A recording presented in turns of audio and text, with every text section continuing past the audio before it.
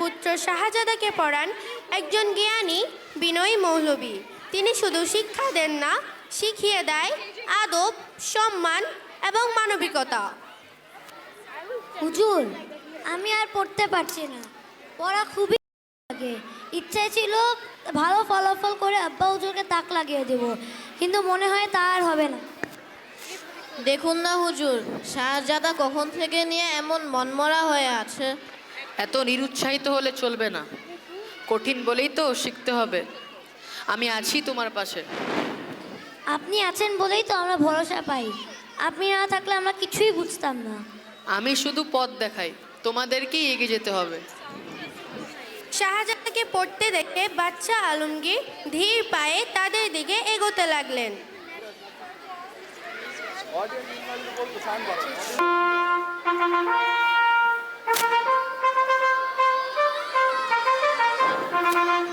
সালাম বাদশা, সালাম। হুজুর, আমি খুব চিন্তায় আছি। শাহজাদা কিছুই পারছে না। আপনি চিন্তা করবেন না জাহাপনা, ও কঠোর পরিশ্রম করছে, সফল হবেই হবে। শাহজাদার উপর আস্থা রাখুন।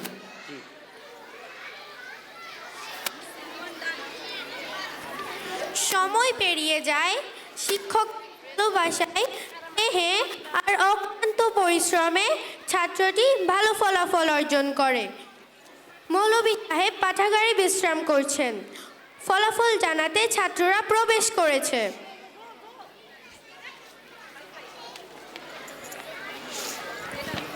হুজুর, আমরা পরীক্ষার ফলাফল খুবই ভালো করেছি।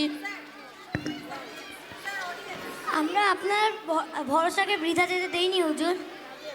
আমি জানতাম তোমরা পারবে। আজকের এই ভালো ফলাফল তোমাদের অক্লান্ত পরিশ্রমের ফসল।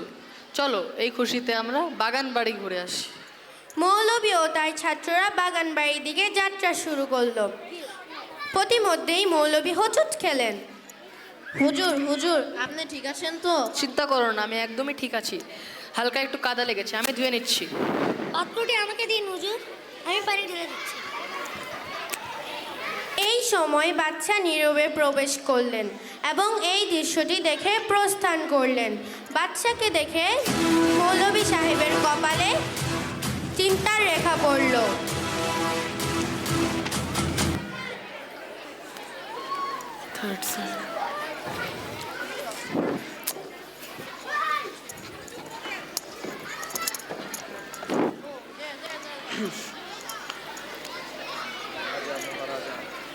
মৌলভী সাহেব কক্ষে বিশ্রামগত অবস্থায় পুরো ঘটনাটি ভাবছেন। প্রতিমধ্যে মৌলভী সাহেবকে বাচ্চা তলব করছেন।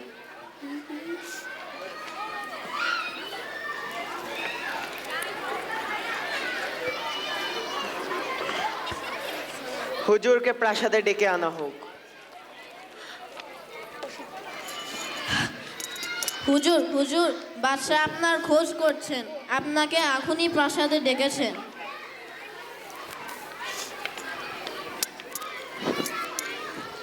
জাহাপানা, আমায় ডেকেছেন? তা তো ডেকেছি বটে। জাহাপানা, আমার থেকে যদি কোনো ভুল হয়ে থাকে আমাকে ক্ষমা করবেন। ভুল তো আপনি করেছেনই, কিন্তু সেটি অন্যরকম। শাহজাদা যখন আপনার পায়ে পানি ঢালছিল। অপরাধ নেবেন না জাহাপানা, শাহজাদা নিজ থেকেই পাত্রটি তুলে নিয়েছিল, আমি তাকে বলিনি। সে কেন শুধু পানি ঢাললো হুজুর? সে কেন নিজ হাতে আপনার পা ধুয়ে দিল না? শিক্ষা সেবাদের সবাদের ঊর্ধ্বে। আজ্ঞে বাচ্চা, আপনি কি বলছেন আমি বুঝতে পারছি না। মৌলভী সাহেব, আপনি আমার ছেলের শিক্ষক নন, তার পথ প্রদর্শক। আপনার মর্যাদা আমাদের সবাদের ঊর্ধ্বে। আপনার সেবা করার সুযোগ হাতছাড়া করার মতো নয়। বাবা, আব্বা হুজুর, আমি আমার ভুল বুঝতে পেরেছি। শিক্ষাগুরুর মর্যাদা উপলব্ধি করতে পেরেছি। আমি আমার শিক্ষকের সবসময় সেবা করতে চাই। আসুন হুজুর, আমি আপনার পায়ে পানি ঢেলে দিচ্ছি। আমি আপনার পা নিজ হাতে ধুয়ে দিচ্ছি। শাহজাদা, এসবের কোনো দরকার নেই। কেন নয় হুজুর? শিক্ষকেরা আমাদের জীবনের দিশারি, তাদের সম্মান করা আমাদের নৈতিক দায়িত্ব।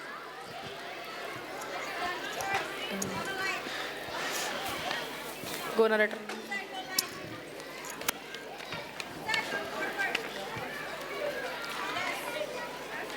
শিক্ষকদের সম্মান সর্বোচ্চ। আমরা তাদের সম্মান করব। বাদশাহ আলমগীরের জীবনে এই ঘটনাটির মাধ্যমে বোঝা যায় শিক্ষকের মর্যাদা ধন সম্পদ বা পদে নয়, বরং মানুষের গড়ার ক্ষমতায়। আজ হতে চির উন্নত হলো শিক্ষাগুরুর শির, সত্যিই তুমি মহান উদার বাদশাহ আলমগীর। আজ হতে শিক্ষা আজ হতে চিরোন্নত হলো শিক্ষা গুরুর শির, সত্যি তুমি মহান উদার বাদশাহ আলমগীর।